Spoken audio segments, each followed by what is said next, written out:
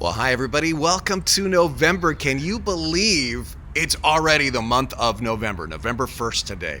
You know, the other day I was thinking about how when our kids were still small, I took them to see a movie, and there were some pretty suspenseful scenes in it.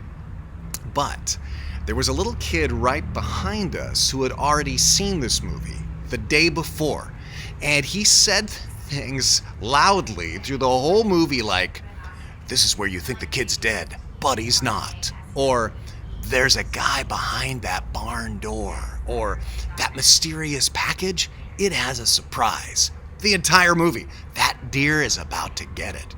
That guy, he's about to get it." I almost leaned back and said, "Hey kid, guess what? You're about to get it." But I didn't. Now, in a good way, that's kind of what God does for us in the Bible, and specifically for Daniel. We talked about Daniel this past weekend.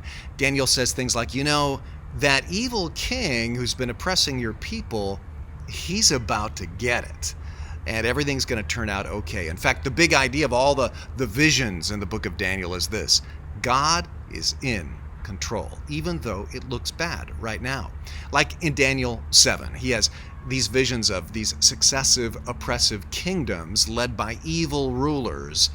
And then I watched as thrones were put in place and the Ancient One sat down to judge. His clothing was white as snow, his hair like purest wool. He sat on a fiery throne with wheels of blazing fire, and a river of fire was pouring out, flowing from his presence. Millions of angels ministered to him. Millions stood to attend him. And then the court began its session, and the books were opened. You know what this is? That's a poetic vision of God on his throne, and of how one day God will say, "Court is in session," and he will set things right. The point, it may look like evil is winning, and sometimes it is for a while, but the wheels of history in divine providence will turn toward justice.